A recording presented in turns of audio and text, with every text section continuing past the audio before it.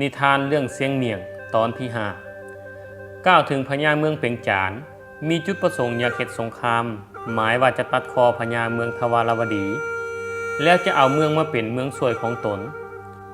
จึงสร้างให้เสนาอำมาตย์ทุกคนเข้าเฝ้าด่วนหลังจากนั้นพญาเมืองเป่งจานก็แจ้งจุดประสงค์ทั้งหมดให้ฮู้แล้วออกคำสั่งให้เกียมกำลังพลสร้างม้าพร้อมด้วยอาวุธยุทโธปกรณ์ให้เพียบพร้อมเมื่อได้เลิกงามยามดีแล้วพวกเขาก็นำเอากองกำลังออกเดินทางมุ่งหน้าเข้าบุกโจมตีเมืองทวารวดีทันทีพวกเขาใช้เวลาอยู่หลายมื้อจึงไปฮอดเขตเมืองทวารวดีประชาชนแห่งเมืองทวารวดีเมื่อฮู้ข่าวก็แตกตื่นอกสั่นขวัญหายจึงเฝ้าพญาเมืองให้รับรู้ทันทีเมื่อพญาเมืองทวารวดีฮู้ข่าวก็สั่งให้เสนาอำมาตย์เข้าเฝ้าเพื่อวางแผนรับมือและพิชิตข้าศึกแบบหิบด่วนสร้างให้มีทหารรักษาทางเข้าออกเมืองทุกด้านแบบเคร่งครัดแล้วสร้างให้แสนเมืองกะเกี่ยมกองกำลังพลสร้างม้าให้ครบเครื่องประกาศให้ชาวเมืองทุกๆคนเกี่ยมพร้อมระวังตัวหากภัยคัดขืนคำสั่งนอกหูนอกทางให้ฆ่าทิ่มโลดแสนเมืองได้ถามพญาว่าเสียงเมียงเดจะเฮ็ดแนวใดให้กะเกี่ยมออกซึกหรือจะให้อยู่เฝ้าเมืองช่วยพระองค์พญาคิดอยู่ดนเติบจึงตัดสินใจว่าเสียงเมียงนี่เป็นคนมีพญาปัญญาดีควรให้ไปช่วยออกแผนปราบข้าศึกบางที่อาจจะได้ไสชนะแบบบ่ต้องเสียเลือดเสียเนื้อก็เป็นได้พญาได้สั่งย้ำอีกว่าให้เสียงเมียงเป็นคนออกหน้าพาทางหากเสียงเมียงเว้าแนวใดทุกคนต้องปฏิบัติตามมันบ่ว่าเรื่องใดก็ตามกล่าวถึงเสียงเมียงหลังจากออกบวชเป็นพระเพื่อการแก้โจทย์ปัญหาแล้วพอมื้อต่อมาก็ลาสิกขามาอยู่เฮือนนำเมียถึงแม้นว่าเสียงเมียงจะได้บวชฮดเป็นถึงขั้นพระครูก็ตามเมื่อซิกออกมาก็บ่มีไผห้องว่าจานเสียงเมียงปานว่าบ่ได้ฮดสงเลยเขายังพากันเอิ้นว่าเสียงเมียงคือเก่าเมื่อเสนาไปบอกให้เสียงเมียงไปเข้าเฝ้าพญาเป็นการด่วนเสียงเมียงก็บ่คัดขืนเข้าเฝ้าและทูลถามพญาว่ามีเรื่องหยังให้ข้าน้อยรับใส่บ่พญาก็บอกให้ฮู้เรื่องเหตุบ้านการเมืองพร้อมทั้งยังแต่งตั้งให้เสียงเมียงเป็นผู้นำหน้าพาทางขบวนสู่รบครั้งนี้เสียงเมียงเมื่อได้รับเอาคำสั่งจากพญาแล้วก็กลับเมืองเฮือนพร้อมทั้งคิดว่าพญาผู้เป็นอ้ายเห็นว่าตนเองมีพญาปัญญาดีจึงวางแผนให้ตนเองไปตายในสนามรบเสียงเมียงบอกกับตนเองว่าเด็ดขาดจังใดก็บ่ยอมตายละล่าเพราะบ่แม่นหมูแม่นหมาจะมาบอกให้ไปตายแนวใดก็ไปหมดเป็นถึงขั้นน้องพญาก็พอมีพญาที่จะเอาตัวรอดอยู่ดอกจะยอมโง่เฮ็ดหยังหลังจากกลับมาเฮือนเสียงเมียงจับได้ผ้าแล้วก็มุ่งหน้าเข้าไปตัดเอาไม้ไผ่เมื่อได้เพียงพอกับความต้องการแล้วก็แบกเอามากองไว้ข้างเฮือนนอนพักผ่อนแบบสบายใจ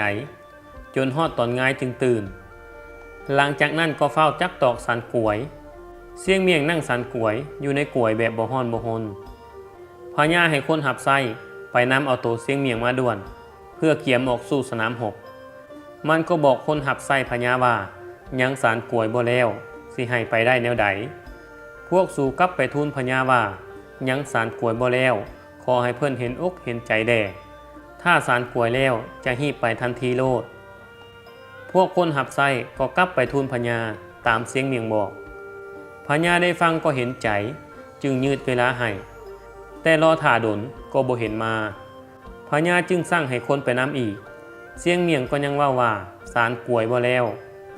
และยังเว้าอีกว่าตัวเฮาเป็นน้องพญาผู้ยศใหญ่และมีพญาปัญญาหลายจำเป็นต้องได้สารกวยใหญ่ๆให้ได้8อุ้มเพื่อจะได้ใส่พญาให้น้ำไปได้หมดถ้าหากเฮาเป็นประชาชนธรรมดาสามัญเฮาก็จะสารกวยน้อยๆและคงจะสำเร็จแต่โดนแล้วอันนี้เฮาสารให้มันสมเสื้อสมแสงของผู้รักผู้ใหญ่เมื่อได้ยินแนวนั้นคนหับไส้ก็กลับคืนไปทูลต่อพญาว่าเสียงเมียงยังสารกวยบ่ทันแล้วมันว่าเป็นน้องของพระองค์ก็ต้องเฮ็ดกวยใหญ่ๆจึงจะสมหน้าสมตาถ้ากวยแล้วจะหีบเข้าเฝ้าโลดฮู้แล้วว่าจะได้ออกตีศึกฝ่ายพญาเมื่อได้ฟังเรื่องสารกวยใหญ่ ก็อดหัวบ่ได้ทั้งจมว่าศัตรูมันสิเข้ามายึดเอาเมืองในมอมอนี่แล้วเป็นหยังมันจึงเอาแต่สารกล้วยมาอ้างบ้านเมืองเลยสิสูญเสียเพราะมันคาแต่น้ำสารกล้วยอันนี้กำลังทั้งหมดก็ได้เต้าโฮมกันแล้วจะออกสู่สนามรบก็ออกบ่ได้ถ้ามันสารกล้วยอยู่บ่แล้วจักเถื่อจักว่ามันสิสารไปหยังกระดักกระดอเสียงเมียงก้มๆเงยๆลุกๆนั่งๆอ้อมไปเวียนมาสารกล้วยในที่สุดกล้วยนั้นก็ใหญ่ขึ้นจนได้8 อุ้มเสียงเมียงได้ใช้เวลาสารอยู่3 มื้อ 3 คืนพอดีเมื่อสารสำเร็จมันก็เอาสายเสือกมามัดเฮ็ดสายเป้แล้วก็เอาห่อเข่าทอกำปั้นถิ่มลงใส่กล้วยหีบเฝ้าเข้าไปเฝ้าพญาเสียงเมียงว่ามดเข่าเท่านี้จะต้องกลับคืนบ้านมันยังเว้าขี้คุยว่าซึกซ้ำนี่มาหาวยานอยากให้มันง่างแผ่นดินมาพุ่นแล้วคันบ่มีไผสู่กูจะสู่คนเดียวเองตอนเสียงเมียงเป้กล้วยย่างไปตามทางชาวบ้านพากันท่วงแซวๆขึ้นว่าอันนี้มันใหญ่เกินฮีดของกล้วยผู้เป้กล้วยนั่นมันบ่แม่นคนเมืองเฮาดอกมันแม่นผีอิตาทึมสิได้บ่ฮู้เสียงเมียงเป้กล้วยเซซ้ายเซขวาไปหน้าบ่หยุดบ่เซาเด็กน้อยแล่นน้ำหลังยับๆบางคนย่านแล่นปบหนีแตกสะนะโมห้องหาอีพ่อแม่แซวบางคนขี้ดื้อแด่ก็เว้าหยอกเสียงเมียงว่าลุงเป้ลงไปเฮ็ดหยังน้อแต่เสียงเมียงก็บ่หัวซานำคำเว้านั้นเลยมันทั้งย่างทั้งจมไปตามทางว่าอันพญาเอามาซ้ำนี้ก็จังแม่นยากซาแท้หนอคันหากกูคนมาทั้งหมดมันสิบ่พิลึกกว่านี้บ่มันแม่นพญาแนวใดสิฆ่าฮอดตัวเองเมื่อเสียงเมียงไปฮอดพญาจึงอนุญาตให้ทุกคนออกเดินทางสู่สนามรบโดยแม่นเสียงเมียงเป็นคนเป้กล้วยออกนำหน้าพาทางเมื่อไปฮอดทางแคบเฮ็ดให้ขบวนทั้งหมดหยุดจึกกับที่จะไปหน้าก็ไปบ่ได้เพราะค้ากล้วยเสียงเมียงตันทางขบวนทั้งหลังแย่ขึ้นไปอ้างออกันคนอยู่ทั้งหลังห้องด่าว่าเป็นหยังบ่เฝ้าขึ้นไปเซึกเข้ามาใกล้แล้วเฮ็ดหยังอยู่ฝ่ายกองหน้าก็ห้องตอบว่าค้ากล้วยเสียงเมียงไปบ่ได้ตาแตกสู่บ่เบิ่งบ่บ่จักเสียงป้อยเสียงด่าดังสนั่นวันไหวกล้วยตายห้าอีหยังมาใหญ่ลื่นบ้านลื่นเมืองเพิ่นแท้มันเอามาเฮ็ดหยังมันสร้างมาเหตุเกินฮีตบ้านของเมืองบางคนก็ว่าคันบ่แม่นน้องพญาจะตัดคอถิ่มโลดละจากนั้นไผก็พากันดึงกล้วยออกจากทางเสียงเมียงก็ล้มผุบล้มพาไปน้ำกล้วยจนทรงเสื้อลุดออกจากโตเหลือไว้แต่หำอ่อนตอนเสียงเมียงเฝ้าลุกขึ้นแล้วคาบเอากล้วยเอียงไปเอียงมาการออกซึกครั้งนี้เฝ้าบ่เป็นเฝ้าขาดซึกยิ่งใกล้เข้ามาแล้วพวกเขาจึงพากันทั้งฟันทั้งเตะกล้วยหวังให้มันมุน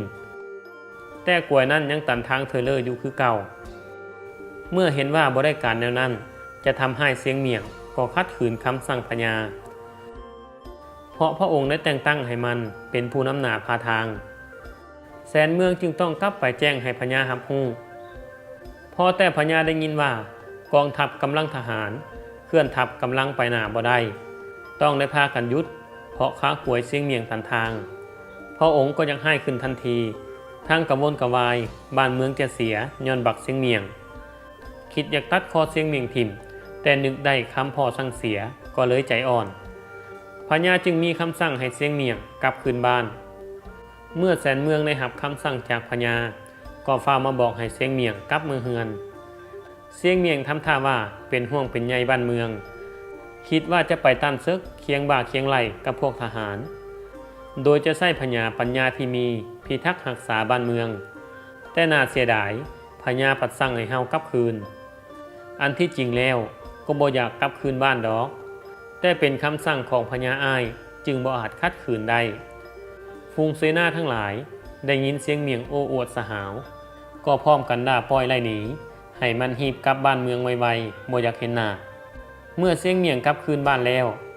ขบวนทัพของเมืองทวารวดีก็เคลื่อนกำลังเข้าปราบกำลังของเมืองเปียงจานเหตุให้เขาอกสั่นขวัญหายต่อขึ้นกำลังของเมืองทวารวดีพวกศัตรูจึงได้พากันถอยกำลังกลับคืนไปเมืองเปียงจานแบบง่ายดายมีมือหนึ่งพญาได้สั่งให้เสนาอามาตย์ไปบอกเสียงเมียงว่ามืออื่นให้มาเข้าเฝ้าพญาก่อนไก่ เสนาก็นำเอาคำสั่งนี้ไปบอกให้เสียงเมียงหากมีการซักซ่าจะได้รับโทษเสียงเมียงก็หับปากกับเสนาว่า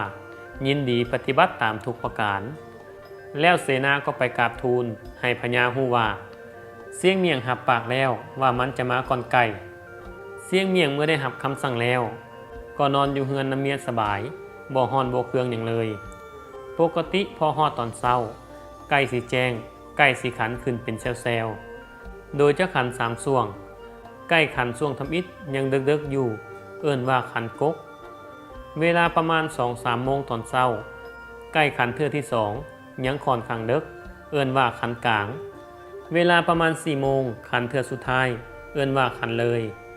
คือก้อนหุ่งเช้าสลัวเวลา5 โมงเป็นต้นไปจนแจ้งตอนช่วงใกล้ขันนั้นเสียงเมียงก็ลุกขึ้นแล้วลงจากเฮือนย่างย่องไปหาคอกไก่จับเอาได้ไก่ผูตัวหนึ่งมาขังไว้แล้วก็กลับคืนมือนอนต่อจนตะเว้นขึ้นเป็นมือใหม่มันจึงลุกขึ้นช่วยหน้าหาข้าวมากินสบายบ่ได้คิดว่าพญามีคำสั่งให้เข้าเฝ้าด่วนบ่สนบ่วนกินข้าวอิ่มแล้วก็เอาหมากมาเคี่ยวนอนขาใกล้ห่างห้องเพลงเสยอยู่จนตกตอนบ่ายตาเว้นค่อยค่ำลงแรงเสียงเมียงจึงออกจากเฮือนจับเอาเสือกมามัดเอาไก่แล้วก็จูงไปตามทางไก่ห้องดังจิกจิกจอกจอกตามหลังเสียงเมียงก็ให้ด่าให้ไก่ว่ามักเงินกินหัวมึงเอ้ยเป็นอย่างมึงจึงห้องแท้มึงบ่ฮู้บ่ว่าพญาเพิ่นสั่งให้เข้าพบเพิ่นสั่งให้กูไปก่อนมึงสิห้องเฮ็ดหยังถ้ามึงบ่ฟังความกูเวลากลับมือเฮือน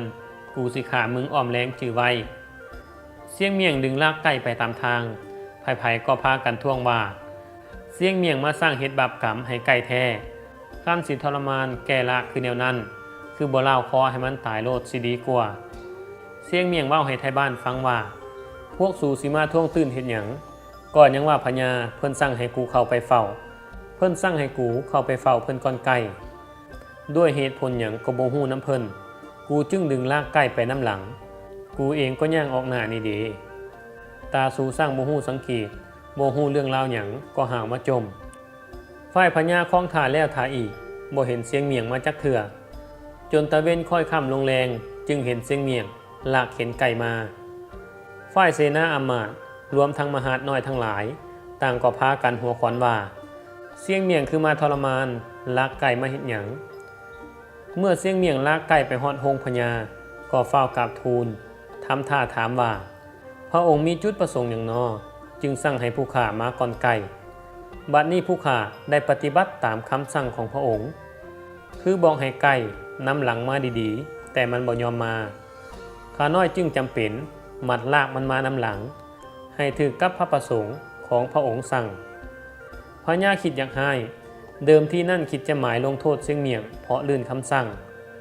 บอกให้มันมาแต่เศร้าๆก่อนไก่ขันมันผัดมาตอนแรงแต่เมื่อคิดทบทวนคำสั่งของตัวเองแล้วก็หากเป็นเพราะคำสั่งบ่จะแจ้งก็เลยทำท่าล้มไปเรื่องอื่นมีมือหนึ่งพญากำลังเสวยอาหารในพาเขาก็มีสมปลาไข่สมซีนพญาจึงคิดอยากได้หมักเพชรมากินกับจึงบอกให้เสียงเมียงฝ่าไปเก็บหมักเพชรในสวนหลังวังมาให้เสียงเมียงได้รับคำสั่งก็ฝ่าไปหาสวนหมักเพชรทันทีเมื่อไปฮอดต้นหมักเพชรแล้วเสียงเมียงก็งวกซ้ายเดียวขวาหาอ้อมไปอ้อมมาไต่กองต้นหมักเพชรปรากฏว่าต้นใดก็บ่มีหมากจะหล่นพอให้เก็บไปถวายพญาเสียงเมียงซอกหาจนตาตี้ตาลานเอาพดไม้ไปปัดซอกหาก็บ่เห็นหน่วยหล่นเสียงเมียงจึงนอนเอาขาใกล้ห่างผิวปากวอดนอนถ่าล้มผัดต้นหมักเพชรให้หน่วยมันหล่นลงดินแล้วจึงจะเก็บเอาตามพญาสั่งฝ่ายพญาคล้องถ่าเสียงเมียงอยู่พาเขามิจิลีบ่เห็นเสียงเมียงเอาหมักเพชรมาถวายพระองค์เป็นห่วงยันว่าจะเกิดอันตรายกับเสียงเมียงเพราะว่าออกไปโดนแล้วก็บ่เห็นมาดังนั้นพระองค์จึงสั่งให้คนไปน้ำเบิงพอคนหับไส้ไปฮอดก็เห็นเสียงเมียงนอนขาไกลห่างผิวปากวอดอยู่คนหับไส้จึงถามเสียงเมียงว่าเป็นอย่างจึงมานอนสบายอยู่นี่ฮู้บ่ว่าพญานั่งทาหมักเพชรเสวยกับอาหารอยู่เสียงเมียงมะโง่มะเงลุกขึ้นนั่งแล้วบอกคนหับไส้ว่าสิให้เก็บอยู่ใส หมากเพชรบ่เห็นล้นจักหน่วยเรือแห้งซอกแล้วก็บ่มีจึงจำเป็นต้องนอนท่าให้ลมพัดต้นหมากเพชรล้นแล้วจึงจะเก็บไปถวายพระองค์อันหมากเพชรนั่นมีหลายแท้แต่ยังคาอยู่ต้นคันพระองค์สร้างให้มาปิดเอาอยู่กับต้นแม่นมันได้แต่โดนแล้วถ้าแม่นสิปิดเอาก็ย่านเป็นการฝืนคำสั่งของพระองค์ย่านว่าจะได้หับโทษโพยตามภายหลังคนหับไส้บ่ทราบความยากจึงปิดเอาหมากเพชรได้กำหนึ่งแล้วก็ฟ้าเอาไปถวายพญาเสวยกับสมป่าคนหับไส้ได้ทูลตอบพญาว่าเสียงเมียงยังนอนขาขึ้นห่างผิวปากวอดอยู่พุ่นมันบอกว่าถ้าเก็บหมากเพชรล้นเมื่อพญาได้ฟังก็หัวยุ่มเพราะคิดเห็นคำสั่งของตนเองที่บ่จะแจ้งจึงเป็นจุดอ่อนให้เสียงเมียงมันจับได้จนตะเว้นเกือบตกดินเสียงเมียงจึงเข้าไปกราบทูลต่อพญาว่าพระองค์จะฆ่าก็ตายจะขายก็ได้เรือแห้งที่หาหมากเพชรล้นตามดินมันบ่มีจึงบ่ได้เก็บมาถวายพระองค์ฝ่ายพญาได้ฟังก็ว่าอย่าดอกกูกินอิ่มแต่โดนแล้วส่วนลมไปเรื่องอื่นเพราะบ่อยากเอาเรื่องนั้นมาเว้าอีกย่านเสียงเมียงจะก้าวโจดโจมตีซ้ำอีกคือที่ผ่านมาอันเป็นเหตุให้เสนาอำมาตย์บ่ยำเกรงตนเจ้าผู้เป็นพญาเมืองทวารวดีผู้เป็นอ้ายคิดเครียดให้เสียงเมียงผู้เป็นน้องบ่เลิกบ่ลาจึงซอกทุกวิธีทางเพื่อสิเอาชนะเสียงเมียงให้ได้มือหนึ่งพญามีคำสั่งให้เสนาอำมาตย์ทั้งหลายห่างหากะเกียมขบวนออกเที่ยวลินป่าและสั่งให้เสียงเมียงไปนำพร้อมเมื่อได้เวลาแล้วขบวนก็เคลื่อนไปสู่ป่าพญานั่งอยู่เทิงหลังสร้างมีเหล่าเสนาอำมาตย์มหาดน้อยพร้อมคนหับไส้แห่เป็นขบวนแบบคับคาหนาแน่นบางคนก็ตีกลองห้องเพลงสร้างความม่วนซื่นไปนำเพื่อเป็นการถวายความสุขให้แก่พญาพอขบวนแห่ไปฮอดกลางป่าแห่งหนึ่งก็ได้หยุดพักเซาเพื่อชมความงามของทิวทัศน์ธรรมชาติในป่าดงแห่งนี้มีหนองใหญ่หนองหนึ่งมีน้ำอ่างเต็มอยู่หนองเมื่อพญาแนมเห็นหนองนั้นก็คิดอยากลองพญาปัญญาเสียงเมียงหวังว่าเทื่อนี้จะเอาชนะเสียงเมียงให้ได้พญาจึงเอ่ยขึ้นว่าเสียงเมียงหากมึงมีพญาปัญญาเก่งแท้ลองตัวกูลงหนองน้ำนี้เบิ่งดูเสียงเมียงคิดอยู่บ่พอข่าวก็ตอบพญาว่าท่านพญาอ้ายเอ๋ยเก่งก็เก่งอยู่ดอกเรื่องพญาปัญญานั้น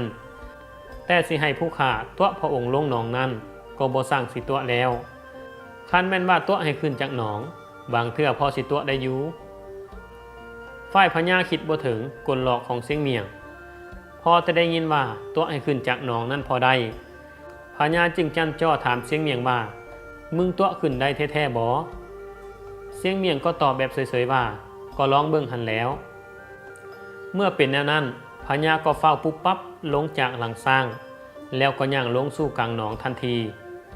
พอลงไปแช่อยู่ในน้ำแล้วจึงเอิ้นหาเสียงเมียงว่าบาดนี้กูลงมาแล้วมึงหีบตัวกูขึ้นร้องเบิ่งดูเสียงเมียงแนมลงไปเบิ่งพญาอยู่กลางหนองก็หัวขวัญใส่คดใส่โขอยู่แคมฝั่งแล้วว่าข้าน้อยตัวพระองค์ลงแล้วเด๋บาดนี้สิขึ้นหรือบ่ขึ้นก็ตามใจหากบ่อยากหนาวตายอยู่กลางหนองนั่นก็ขึ้นมาเองพญาบ่สร้างสีเว้าแนวใดจึงคอยย่างขึ้นจากหนองเองเฮ็ดให้พญาอับอายขายหน้าเสียหน้าเสียตา